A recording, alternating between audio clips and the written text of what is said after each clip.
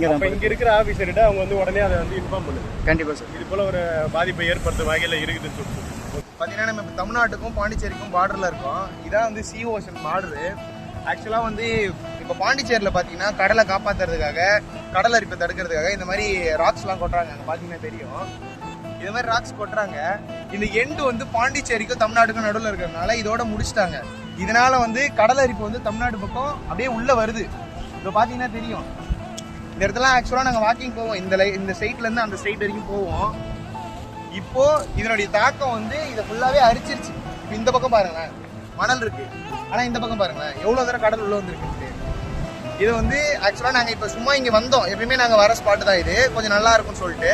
இப்போ வந்து BY police பார்த்தீங்கன்னா வந்து இந்த கடல் அரிப்புக்காக விழிப்புணர்வு ஏற்படுத்திட்டு போகிறாங்க. இது வந்து தமிழ்நாடு கவர்மெண்ட் பார்த்தா நம்ம கடலையும் காப்பாற்றணும், ஏதாவது பண்ணணும்னு சொல்லிட்டு நாங்கள் கேட்டுக்கிறோம். தேங்க்யூ. தண்ணி உள்ள வந்துட்டு பாருங்க. ஆமாம் சார். இப்போ ஆனால் நான் இதான் ஃபர்ஸ்ட் டைம் சவுக்கியா இருக்காது. இந்த அளவுக்கு நான் இப்போ தான் பார்க்குறேன் முதல்ல. தண்ணி இது வந்துட்டு விளையாட்டு விஷயமே கிடையாது, இது ரொம்ப சீரியஸான விஷயம்.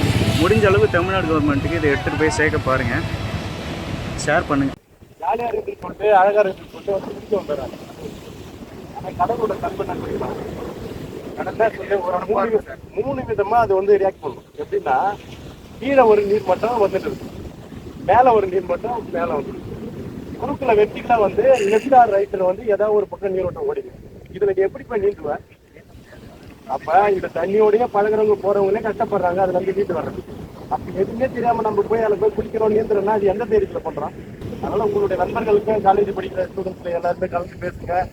நம்ம வந்து இது போல் வந்து விழிப்புணர்வு இல்லாமல் இருக்கக்கூடாது. கடலில் போய் குளிக்கிறோன்னு சொல்லிட்டு ஆசைப்பட்டு இது போல் நம்ம போகக்கூடாது.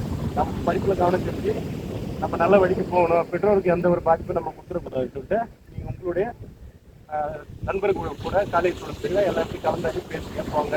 இது இப்படி தான் ஸ்ப்ரெட் ஆகும்போது தான் எல்லாரும் ரீச் ஆகும். நாங்கள் கோஸ்டல் போலீஸு நாங்கள் இந்த அளவுக்கு நாங்கள் எப்படி பார்த்துக்கினாலும் போயிட்டாலும் ஏதோ ஒரு டைமில் நாங்கள் வேறு லொக்கேஷன் எடுத்து போகிற டைமில் யாராவது வந்து இது போல் ஒரு பாதிப்பு ஏற்படும். மொத்தம் நாங்கள் எல்லாம் அதிகபட்சம் கொஞ்சம் பாதுகாப்பாக தான் வச்சுட்டு இருக்கிறோம். அது அடுத்த லொக்கேஷன் போகிற டைமில் போகலாம். அந்த இடைப்பட்ட கேப்பில் ஏதாவது வந்து இப்போ அந்த ஒரு சடனாக ஒரு பீரியடில் ஏதாவது ஒன்று நடந்துருக்கா. பட் நீங்கள் சொல்லும்போது அது இந்த ஜென்ரேஷனில் எல்லாம் அப்படி மாறி சரிங்களா? ஓகேவா?